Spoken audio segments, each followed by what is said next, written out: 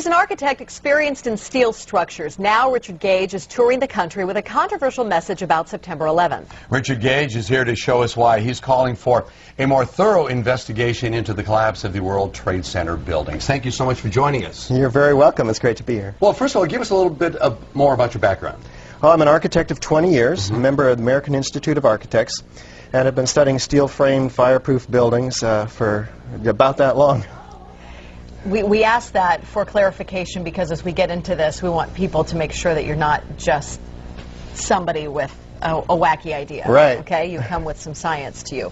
What is the official reason for the collapse of the World Trade Center towers? Well, we're told that the planes hit the buildings and there was an explosion and a fire, and about an hour and a half later, in the case of the North Tower, the buildings collapsed due to structural weakening due to the fires.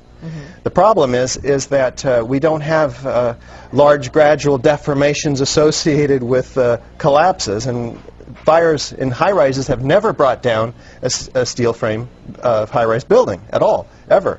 And what we have, unfortunately, is the evidence in the Twin Towers and the third skyscraper to collapse that day, which most people don't know anything about it. We have the evidence of the 10 key features of controlled demolition.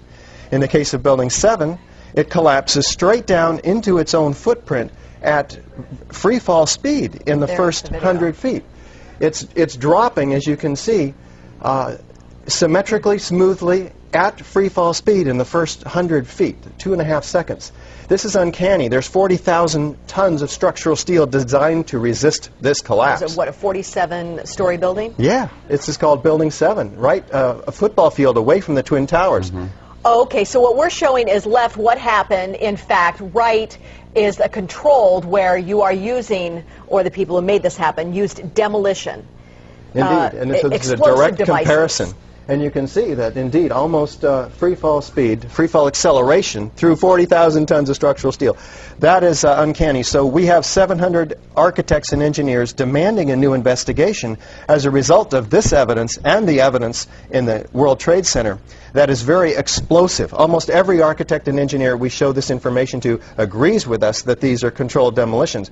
If we can get them to look at the information, because obviously the implications of a controlled demolition are dark for our country, because that means somebody besides Al-Qaeda was involved, because these have to be easily 3 of the most highly secure buildings outside the Pentagon. Now, if that was a controlled demolition, would there not be any evidence at the ground level of explosives within the building debris itself, that's the debris that's left? Indeed, and what we find down there is pools of molten iron. What does that mean? Several tons. Exactly. What is that doing there? The first responders see it, the structural engineers see it. It's documented by FEMA, the melting of steel. Normal office fires is what's supposed to have brought these buildings down, along with jet plane impacts. But jet fuel and office fires don't produce molten iron or molten steel. It doesn't begin to melt until 3,000 degrees. But what we have is the fires only produce maybe 1,600 degrees. So what produced all that molten iron? Well, it has in it the chemical evidence of a special incendiary, which is thermite, a high-tech incendiary used to cut through steel like a hot knife through butter. Indeed, in all of the dust throughout lower Manhattan, we have a 4 to 6 inch thick layer of this dust, and throughout it we have evidence of tiny spheres, billions of them, several tons of previously molten iron. Well, how does that happen? If you have molten iron, the byproduct of thermite is molten iron, and it's dispersed throughout all of this dust. Now, you were allowed to go in and get samples and examine it? Oh, there's plenty of dust. A lot of people have this dust, and 4 of these samples have been sent to physicist Stephen Jones, formerly of Brigham Young University. And they find in it not only these spheres, which others have found too, USGS, R.J. Lee, doing toxicological studies. These spheres have iron, aluminum, fluorine, manganese, very unusual elements associated only with thermite. And there's small chips of unignited thermite as well. This is very high-tech thermite, nanothermite. It's not found in a cave in Afghanistan. It's produced in very sophisticated Defense Department contracting laboratories. Okay, well, we have an enemy here. That the finger has been pointed to, that this was the work of Al-Qaeda. This was the work of Osama bin Laden, at least to get the planes all going into the buildings and into the field in Pennsylvania and into the Pentagon. Is there no way that they then could still be the enemy that placed those in the buildings first and then did the incendiary device via a plane second? Right. Well, what you have to ask is who had access to the buildings? Did Al-Qaeda have access to these highly secure buildings? Probably not. Did they have access to sophisticated nanothermite, where the particles are 1,000 times smaller than a human hair? Probably not. Somebody else has to be investigated, and that's why we have 700 architects and engineers demanding a real investigation. We don't have the whole theory as to how this happened, who did it, why. We just lay out the facts like we did last night in the Veterans Memorial Auditorium, and we demand a real investigation, and they'll find out who, why, how, etc. Okay. Then let me ask you, I'm person X. I want to place something in one of those buildings.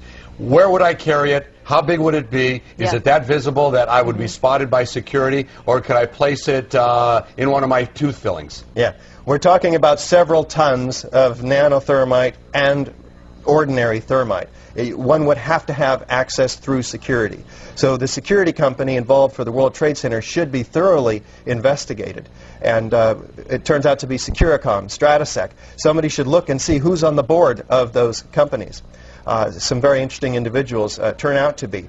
In addition, one would have to have the cover of, say, an elevator modernization, which was, in fact, going on 9 months prior to 9/11, so that there were workers throughout the World Trade Center that had access to the hoistway, which is immediately adjacent to the core columns and beams in the building. You're not trying to freak out the country, but you can't help but feel a little freaked out by this. Yeah, you're getting it.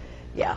And, of course, this is something we want to talk with you about a whole lot more, and we're out of time. But we do have a great deal of information on our website, kmph.com. Thank you very much for your time today. You're so welcome. Thank you for opening joining up us. a lot to think about. We'll be right back.